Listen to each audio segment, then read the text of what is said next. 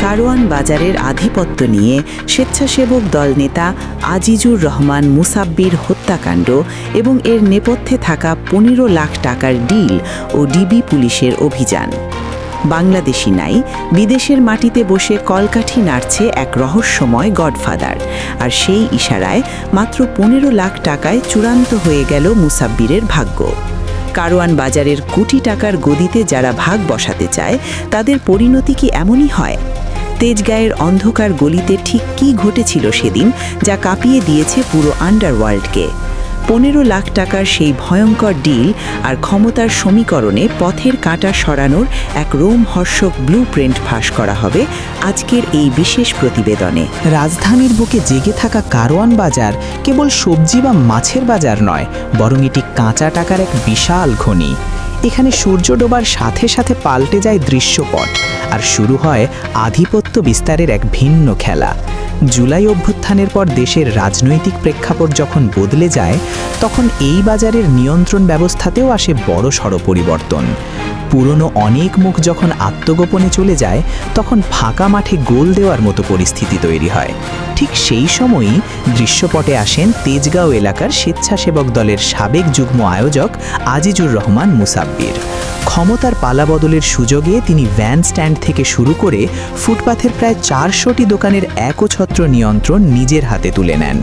সাধারণ মানুষের চোখে এগুলো কেবল দোকান মনে হলেও আন্ডারওয়ার্ল্ডের সমীকরণে এই ৪০০ দোকান মানেই মাসে কোটি টাকার বাণিজ্য। প্রতিদিন লাখ লাখ টাকার চাঁদা আর বখরা তোলার এই সাম্রাজ্য একাই ভোগ করতে শুরু করেন মুসাব্বির। কিন্তু টাকার এই পাহাড়ে একা রাজত্ব করতে গিয়েই তিনি হয়ে ওঠেন অনেকের চোখের বালি। দীর্ঘদিন ধরে যারা এই বাজারের টাকার গন্ধে বিভোর ছিল, তারা কোনোভাবেই মেনে নিতে পারছিল না মুসাব্বিরের এই একছত্র দাপট। কারওয়ান বাজারের সিন্ডিকেট আর পুরনো ব্যবসায়ীদের কাছে তিনি তখন গলার কাঁটা হয়ে দাঁড়ান, কারণ তাকে রাস্তা থেকে না সরালে বাকিরা এই টাকার খনিতে হাত বসাতে পারছিল না। তাই পর্দার আড়ালে শুরু হয় এক গভীর ষড়যন্ত্র, আর মুসাব্বিরকে মাইনাস করার এক নিখুঁত গোপন পরিকল্পনা।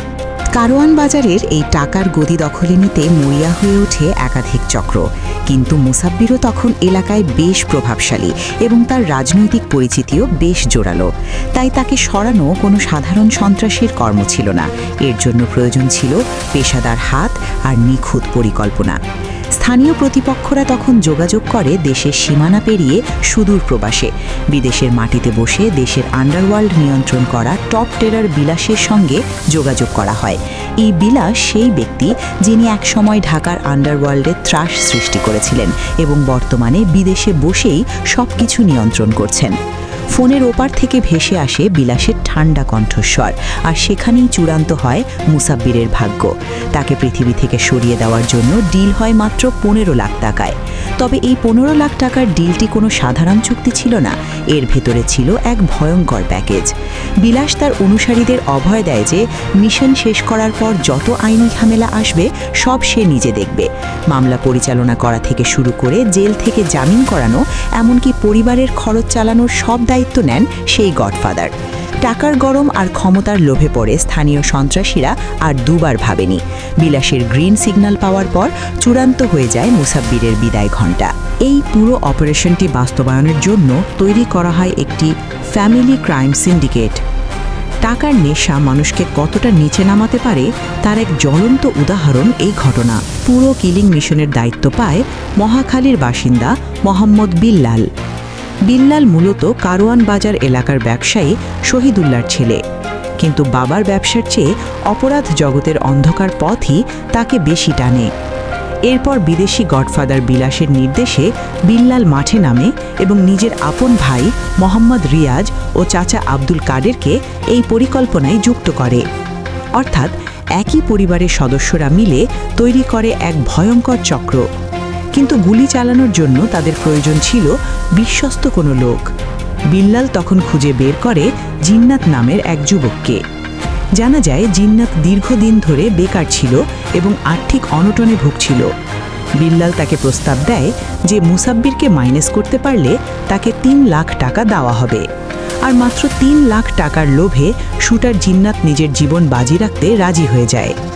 বেকার জিন্নাতের কাছে টাকার গন্ধ এতটাই তীব্র ছিল যে সে কোনো কিছু না ভেবেই এই ভয়ঙ্কর মিশনে নাম লেখায়।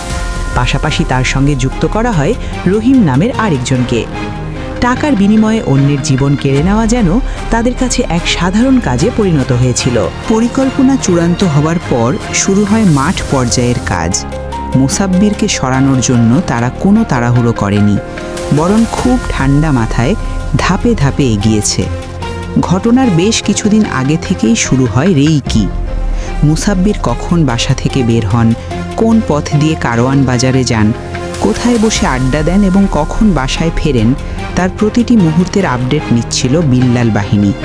এমনকি মুসাব্বিরের সঙ্গে কারা থাকে এবং কোন সময় তিনি একা থাকেন সেটাও নজরে রাখা হচ্ছিল। এই রেইকি করার মূল দায়িত্বে ছিল বিল্লালের ভাই রিয়াজ। তারপরই 7ই জানুয়ারি তারিখটি ঠিক হয় চূড়ান্ত হিসেব নিকেশের জন্য। দিনটি ছিল বুধবার। ঘড়ির কাঁটায় তখন সময় সন্ধ্যা 8:20। তেজগাঁওয়ের হোটেল সুপারস্টারের পাশে অবস্থিত আহসানুল্লাহ টেকনোলজি ইনস্টিটিউটের গলিটি তখন কিছুটা অন্ধকারাচ্ছন্ন। আগে থেকেই সেখানে নাম্বার প্লেটবিহীন একটি মোটরসাইকেল নিয়ে অপেক্ষা করছিল শুটার টিম। বাইকের ইঞ্জিন চালু রেখে শিকারের অপেক্ষায় ওত পেতেছিল তারা।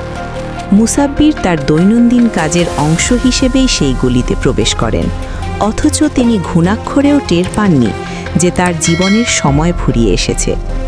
গলির ভেতরে মুসাব্বির পা রাখতেই অন্ধকারের বুক চিরে জ্বলে ওঠে আগ্নেয়াস্ত্র। শুটার জিন্নাত ও রহিম কোনো সুযোগই দেয়নি তাকে। খুব কাছ থেকে লক্ষ্যভেদী নিশানায় লুটিয়ে পড়েন মুসাব্বির, আর মুহূর্তের মধ্যে সব শেষ। মিশন সাকসেস করে হাওয়ার বেগে ঘটনাস্থল ত্যাগ করে সেই বাইকটি। পেছনে পড়ে থাকে মুসাব্বিরের নিথর দেহ, আর তেজগাঁওয়ের বাতাসে ছড়িয়ে পড়ে বারুদের গন্ধ।